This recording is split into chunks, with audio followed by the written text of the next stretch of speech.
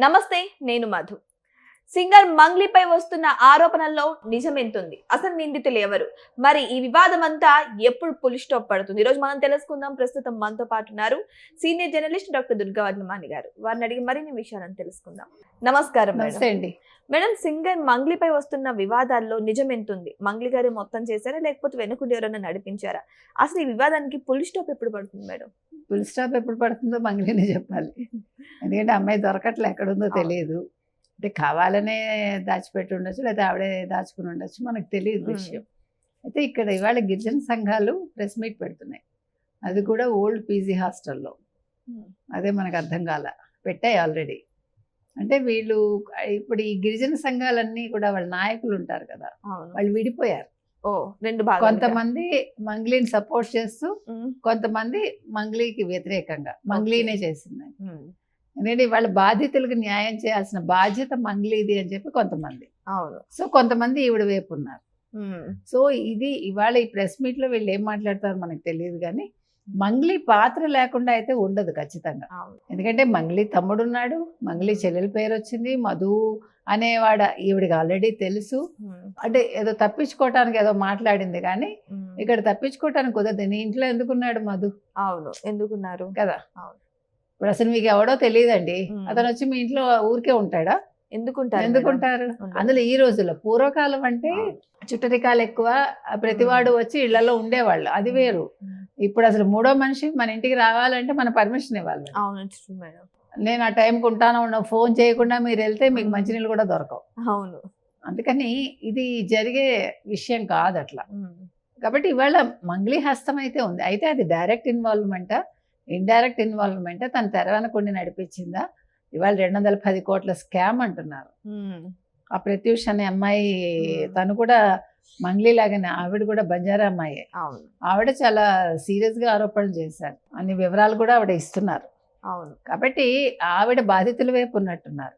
నేను బాధితుల వైపు ఉంటాను, సజ్జనార్ గారికి కూడా చెప్పాను, బాధితులకు మీరు న్యాయం చేయాలండి అని చెప్పి వాళ్ళ మంగ్లీ సడన్ గా అబ్స్కాండ్ అయింది. ఎక్కడికి వెళ్ళింది ఏమన్నా అంటే, నాకు బోల్డ్ ప్రోగ్రామ్స్, ఈ చేతిలో ప్రోగ్రామ్స్, ఈ చేతి నిండా ప్రోగ్రామ్స్ అంటుంది.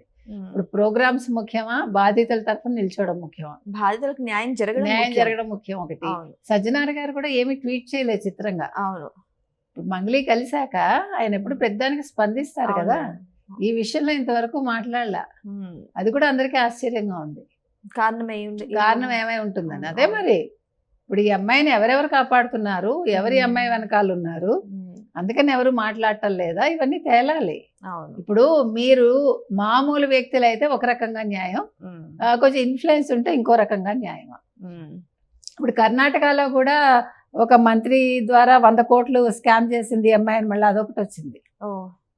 ఇవాళ అది కూడా చూసాం మనం. తర్వాత ఈ అమ్మాయికి వెనకాల కేంద్ర మంత్రి ఎవరో ఉన్నారు అని అది కూడా వచ్చింది. So she has very good network అన్నమాట. స్టేట్ వైజ్ ఉందేమో ఈ అమ్మాయికి. సో సెంటరు, స్టేట్లు షీ కెన్ మేనేజ్ అని అర్థం అవుతుంది. మరి బాధితుల పరిస్థితి ఏంటి, బాధితులు ఏమైపోతారు? ఈ రెండైనా ఇంకేమన్నా ఇంకా ఉంటాయి, మీరేం కంగారు పడకండి. నిన్న ప్రొడ్యూసర్స్ కౌన్సిల్లో ఈ అమ్మాయి మీద కంప్లైంట్ ఇచ్చారు, ఈ అమ్మాయికి వర్క్ ఇవ్వద్దని, పాటలు పాడించద్దు, ఈవెంట్స్ కి పిలవద్దని. లేదులేండి, ఒకవేళ ఇది తేలకపోయినా మంగ్లీ ఒకవేళ నేను అమాయకురాలని బయటకు వచ్చేసిన అంటే తప్పించుకుని వచ్చిన అమ్మాయిని మాత్రం అప్పుడు దూరం పెట్టాలి. ఎందుకంటే తప్పది, ఇంతమంది పొట్టగొట్టి. అవును మినిస్టర్, నిజంగా ఆవిడ చేయకపోతే బాధితుల పక్షాన నిలబడి పోరాడేది ఖచ్చితంగా. ఇప్పుడు దుబాయ్లో ఆస్తులు పెట్టుకుందా, బంగారం పెట్టుకుందా, అయితే ఖతార్లో ఉన్నాయా, ఇప్పుడు అదన్నీ కూడా తీయాలి. మరి సజ్జనార్ గారు స్పందించాలి. వాళ్ళందరూ అడుగుతున్నది అది. ఎందుకంటే సజ్జనారు నీతికి న్యాయానికి అన్నట్టుగా ఆయన అన్నింటికి ముందుంటారు. అంటే ఎవరికైనా ఒక బాధ వచ్చినా, ఏదైనా ఒక ఇబ్బంది కలిగినా ఆయన నిల్చుంటారు కదా.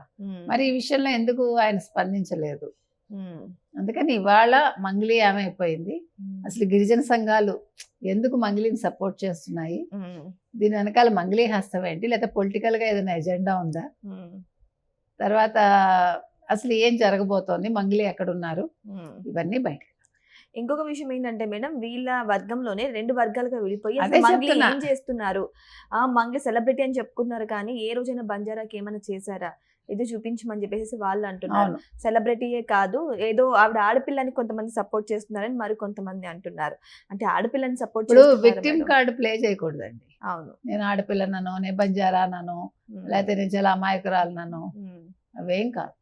అసలు నిప్పులేందే పొగొస్తుంది. ఆ మధు అనేవాడు ఎందుకు అసలు ఈ మైక్రో ఫైనాన్స్ అని ఒకటి పెట్టి డబ్బులు ఎలా వసూలు చేస్తాడు, వీళ్ళందరూ ఎలా మోసపోయారు, ఇవన్నీ కూడా ఈ అమ్మాయి మాట్లాడాలి. ఈ మధు కూడా ఎవరినో ఒకరిని బెదిరించారంట కదా మేడం, ఆయన కింద పనిచేసి ఆయనని చంపేస్తాను నిజాలన్నీ బయట పెడితే అవును. అన్నట్టు బెదిరించారంట, నిజమేనా మేడం? అది అలాగే వచ్చింది. కాబట్టి అందుకని మరి పోలీసులు ఎంతవరకు విచారణ చేస్తున్నారు, పోలీసులు దీన్ని సీరియస్ గా తీసుకున్నారా లేదా, మరి రేవంత్ రెడ్డి సర్కార్ దీని మీద దృష్టి పెట్టారా లేదా, ఇవన్నీ కావాలి. ఇవాళ పొలిటికల్ ఎజెండా ఏంటి? ఒకటండి, మీరు ఓటు బ్యాంకు కాదు ఆలోచించాల్సింది ఏ ప్రభుత్వం కూడా. ప్రభుత్వం ఆలోచించాల్సింది ప్రజలకి న్యాయం జరగాలి, అంతే. అదే మేడం, చాలా మంది బాధితులు కూడా అంటున్నారు, మేము పొలం అమ్ముకున్నాం, ఇండ్లు అమ్ముకున్నాం, కూతురు పెళ్లి కోసం దాచుకున్నాం అని కూడా వాళ్ళు బాధ బాధ అనిపిస్తుంది. ఇన్ని జరుగుతున్న స్కాములు ఇంకా మనుషులు అంత ఆశ ఎందుకు పడతారు? 4%, 5% అంటే ఎవడిస్తాడు, ఎందుకు ఇస్తాడు? ఓ నెల ఇస్తాడు, 2వ నెల చేతులు ఎత్తేస్తాడు. ఇప్పటికైనా తెలుసుకోకపోతే ఎట్లా? ఇప్పుడు మీకు ఇంత సోషల్ మీడియా వచ్చింది, ఇన్ని తెలుస్తున్నాయి, మీకు ప్రతిదీ తెలుసుకుంటున్నారుగా, ఇలాంటి విషయాలు కూడా తెలుసుకోవాలని చెప్తున్నాను నేను.